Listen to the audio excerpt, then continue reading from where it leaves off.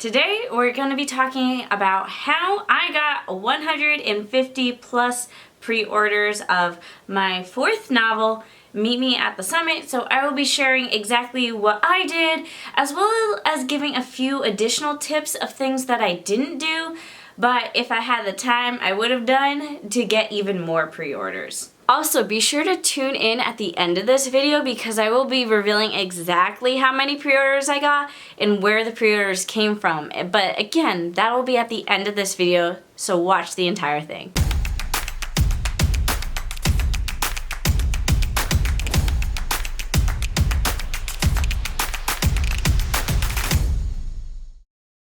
Hello everyone, and my name is Mandi Lynn. I'm an author, cover designer, and the creator of the Book Launch Planner. And like I said, today we're going into everything that I did in order to get a bunch of pre-orders for my fourth novel, Meet Me at the Summit, which released August 31st. Now, if you've already read Meet Me at the Summit, be sure to leave a review of it on Amazon. It's a huge help to me as an author to help the book reach other new readers.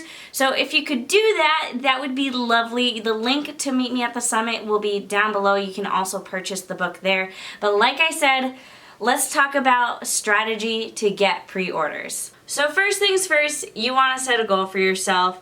Now, at first, when I was setting goals, I set a goal as a whole. And at first I was like, I want to get 200 pre-orders. So basically I did the math to figure out how many pre-orders a week I would need in order to get 200 pre-orders. And it ended up being more than 10 pre-orders a week, which just felt like a lot of pre-orders to try and get a week, and maybe that sounds like a lot to you, maybe it doesn't, but you don't really realize how hard it is to get book pre-orders until you're like in the world of marketing and you're out on social media and you're posting about it and you realize, oh my god, no matter what I do, I can't get more people to pre-order my book. It felt somewhat reasonable to get 10 pre-orders a week, but any more than 10 pre-orders a week felt like a goal that was like way out of my range. So instead of shooting for the 200 pre-orders, I instead was like, how many pre-orders would it be to get just 10 a week? And it ended up, if I got 10 pre-orders a week, I would have 130 pre-orders total. So the reason that I'm sitting at my desk is because I want to show you kind of how I work, and I have a whole folder for the pre-order, but I do basically everything on Google. And each one of my books has its own Google Drive folder, and as you can see, we have a beta reader folder, a cover reveal folder, a folder with all the pre-order incentive contact information, a folder for the pre-order stuff, and then a folder for the book adventure box, which, by the way, there's still a few boxes available, but I think there's only like 5 left. So if you want a book adventure box, grab it now, because once it's gone, it's gone. And then down here you can see I have a lot of other information as well. So let's just jump into my pre-order folder. And I'm just gonna delete that address one because we no longer need it. But if you see, I have a folder called Pre-Order Goals. So I created this spreadsheet. It's a super simple spreadsheet. You can make a spreadsheet like this for yourself. It's super easy. So as you can see, I have week ending on, goal, sales this week, total sales. So basically what I would do was my pre-orders started on Tuesday because my YouTube videos go out every Tuesday, and I was starting the pre-orders with a YouTube video and the cover reveal. So I would just every week go in and figure out how many sales came in and then how many sales I have total. As you can see, my goal was to get 10 more sales every week until release day, which was 140 total. So you can also see that at some point I just stopped tracking. I realized the issue with this spreadsheet was that I was only tracking my KDP pre-orders, which is just people who pre-ordered the Kindle. But then I also have Draft to Digital. I also had the Book Adventure Box, because even though like some people might be like, well, the pre-orders for the Book Adventure Box don't count, but people were still buying a paperback edition of Meet Me at the Summit, so they were still technically pre-ordering the book, and it was therefore taking away sales from Amazon. But the biggest pain about setting pre-order goals and tracking them on a weekly basis like this is that you can't see pre-orders that come in for Ingram Spark. So there came a time where as soon as I announced that I had paperback pre-orders available, which was apparently the week of July 20th, as soon as the paperback pre-orders started happening, it looked like I was getting no pre-orders, and it was super discouraging, so I stopped tracking it on a weekly basis because of that. Ingram Spark just doesn't let you know how many people have pre-ordered your book until afterwards, and even then it's kind of complex, and we'll get into that in a little bit. But as you can see, not only did I have this spreadsheet just for goals, but I also did a tab called Going On This Week. So I would just put in any big picture marketing things that I was doing that would maybe help encourage pre-orders. So we can see the first week was the cover reveal where we got 11 sales that week.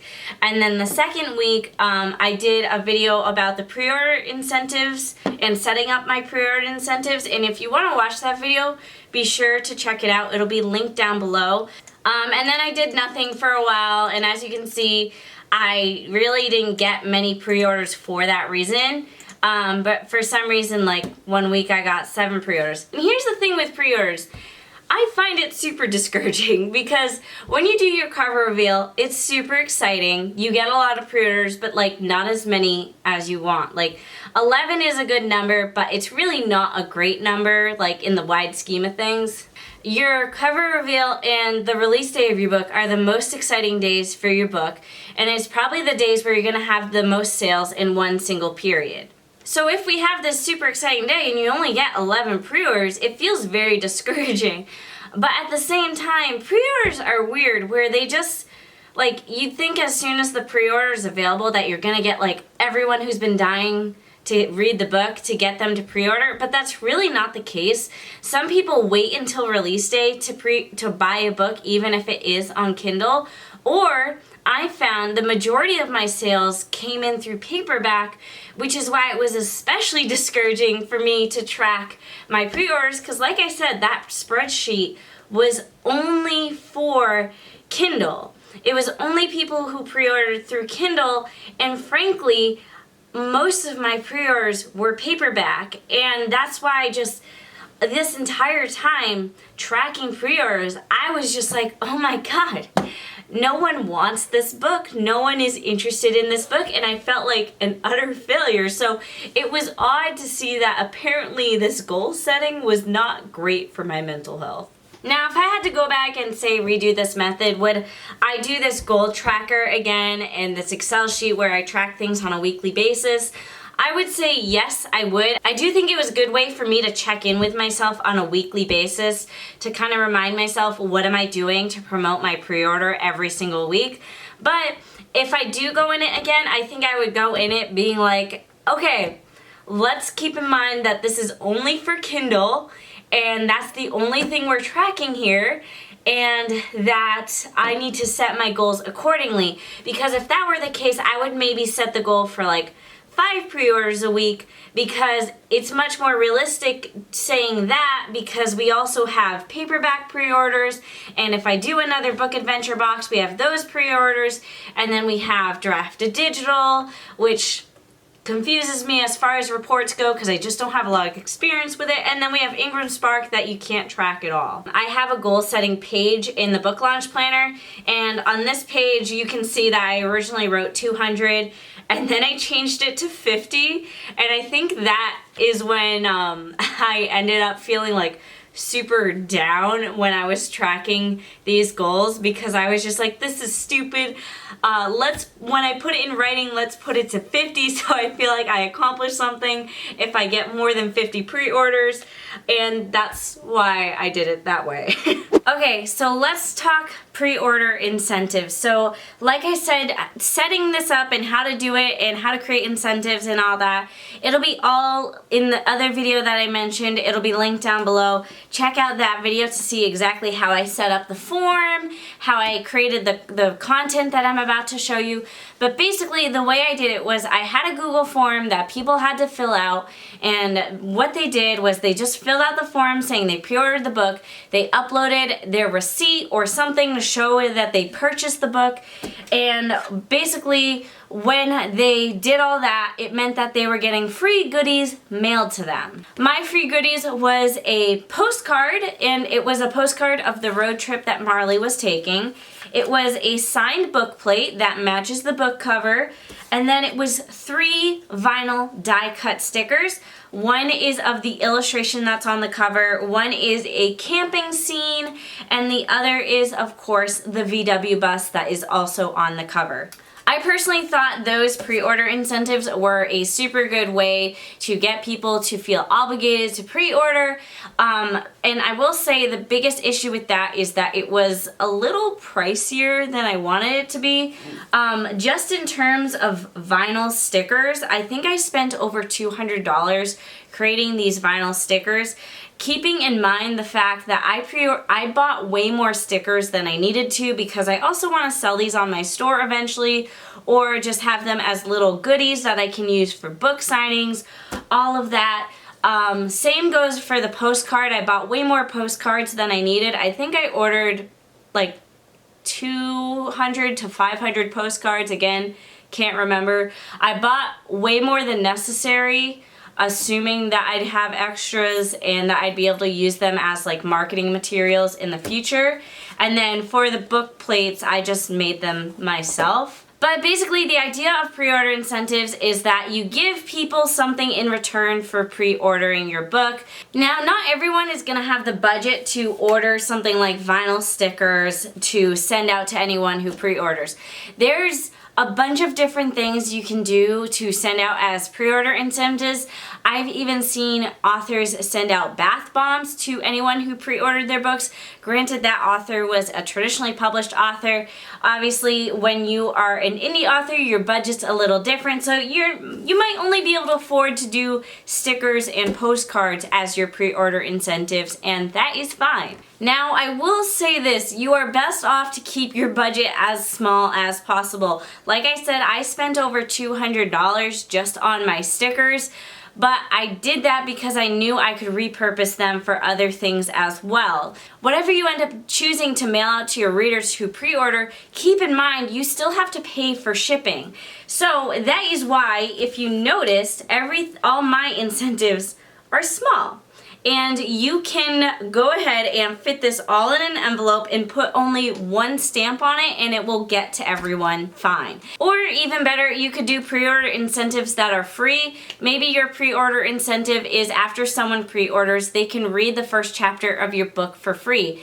That is something that I didn't do that I kind of regret, because I'm like, that would have been free because they already bought the book, so you know they're already going to read it anyways, so give them the book a little bit early, or at least the first chapter or two a little bit early, as a way of thanking them for pre-ordering the book. Really, the biggest thing you can do to get pre-orders is a pre-order campaign like this, whether it be something you're shipping out or something you're emailing people as a thank you. Now that we've talked a little bit about the pre-order campaign, let's talk about actively using that campaign to get pre-orders, because it's not as simple as just creating the campaign.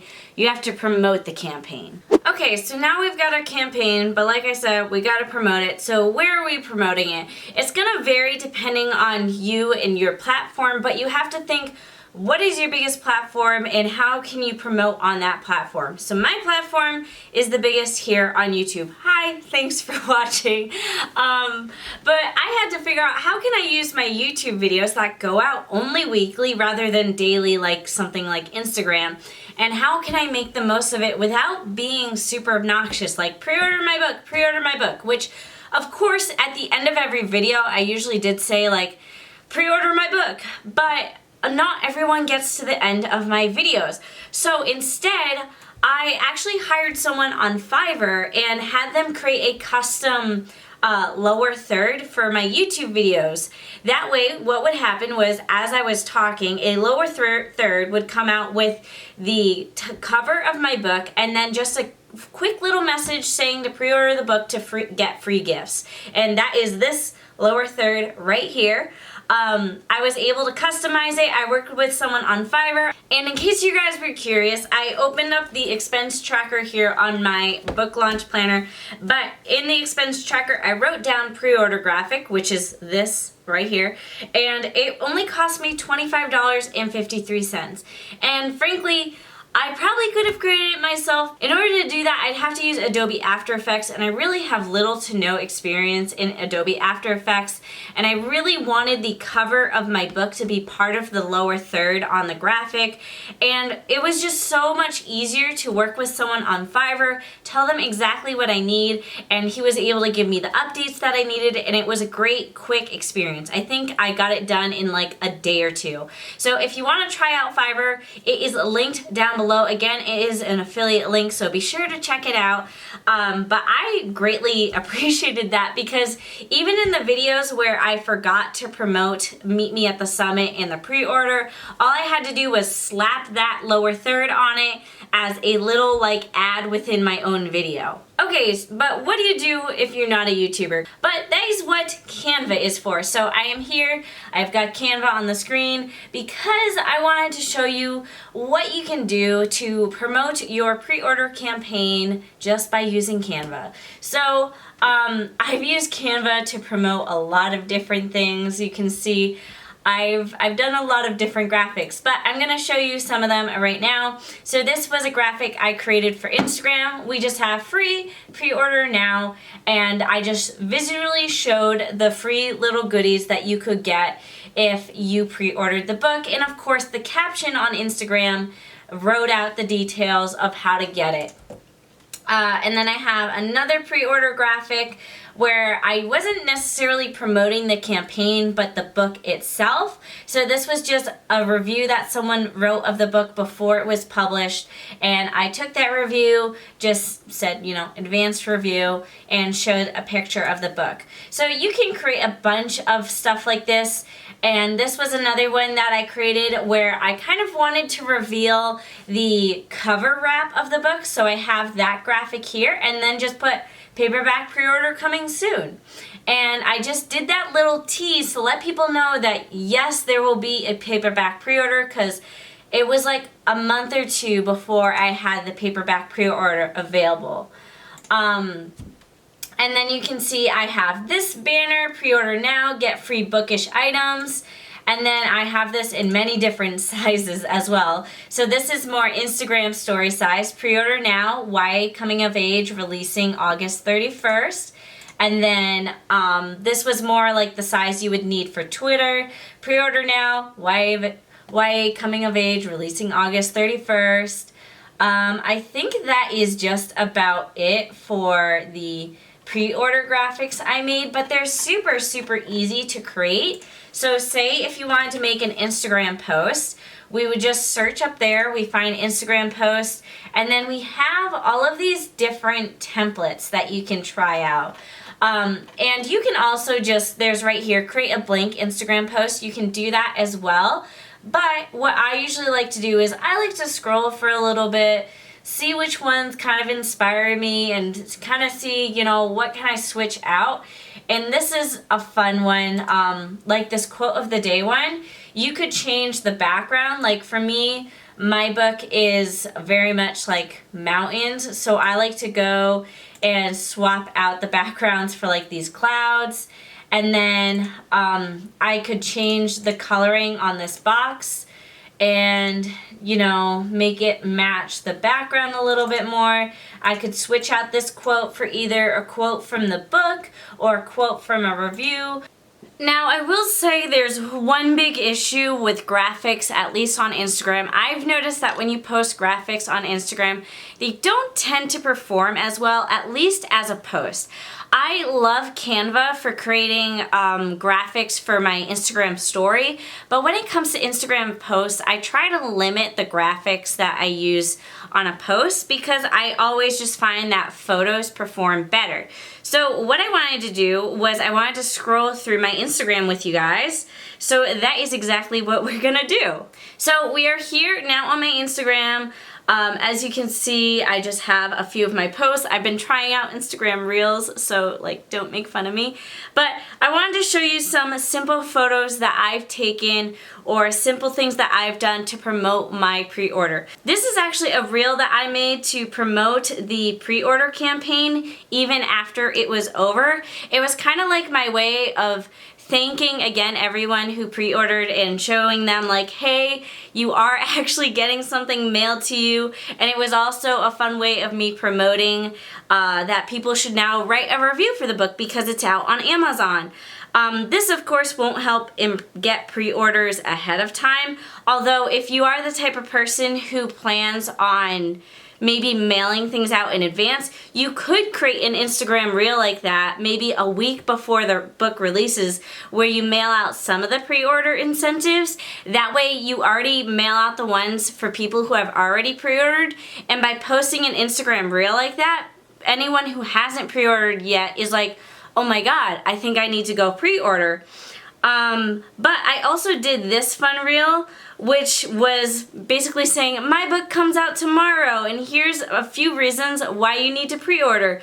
I made this reel super quick. As you can see, it's nothing fancy. It's just me showing you guys on Instagram what exactly you get when you pre-order the book. And Instagram Reels are super huge right now. It's kind of what Instagram is leaning towards promoting anyways. So if you can hop on those trends whenever possible, that is how you get the most bang for your buck. And then here's another photo that I used to promote the pre-order campaign. We have a picture of the first page of the book and then the cover of the book on my phone showing that it's available in paperback and in ebook, just a fun way. I showed this photo, which is of me hiking, and the book is all about hiking. And this is actually a photo from the trip that kind of helped me want to write this book in the first place, so it was kind of the inspiration behind the book. So sharing a photo like that can also be a fun way to promote the book and promote the pre-order. And then I have this photo. Now this photo here was created using Book Brush. And then we have just, you know, a picture of the book with some of my succulents. And I actually made this again on Canva. You guys already saw the graphic, but the fun thing about Canva is that you can also animate the graphics as well. So that is one of those animations right there. And remember how I said that people tend to like photos more than graphics on Instagram? That's why this post starts off with a photo of the book, and then you swipe and you see that graphic that I mentioned earlier. That way it just promotes it a little bit more. Here we have an Instagram reel of when I got the first paperbacks of Meet Me at the Summit. So I did a little bit of an unboxing as the Instagram reel, which was a fun way to really promote the paperback pre-order a little bit. So that was super fun. And then we have another Instagram reel. This one was just promoting the book Adventure Box a little bit, and I showed a few of the stickers that you could get, and you know, just pictures of me holding the book. Again, me holding the book in front of my bookshelf, the spine of the book, which I love. It's just so colorful, so I love it.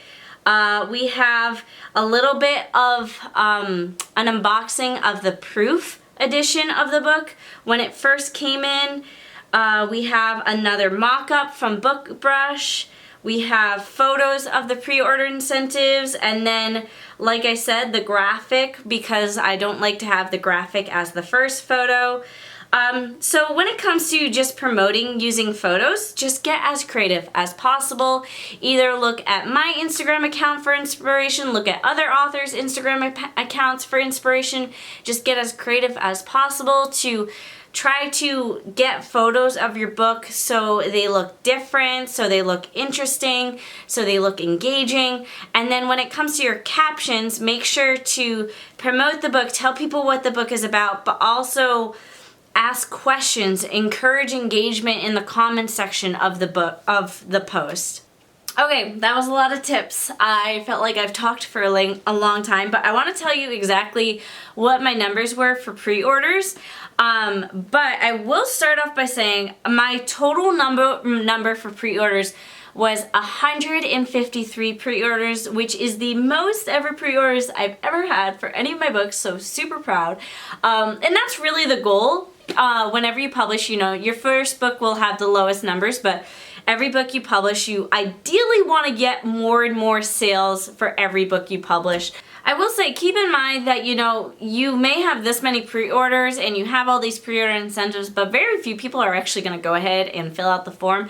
I think I had anywhere between 30 to 50 people actually fill out the pre-order incentive form, and that's how many envelopes I ended up mailing out. But again, obviously I had 153 pre-orders, but not everyone filled out the form. So always just expect that. The form will not properly translate how many pre-orders you actually got. But to break down the numbers, I've got it all written down here on my goal setting page of the book launch planner. We'll start off with the most exciting, which is Draft to Digital, a whopping 1 pre-order.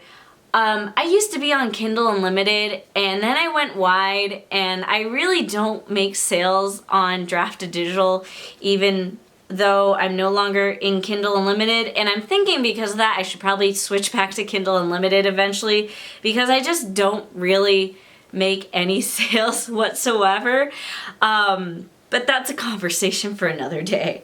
Then next we have the book Adventure Box. I had 29 people who pre-ordered the book Adventure Box, so that meant not only did they get the box, but they also got a signed paperback of the book.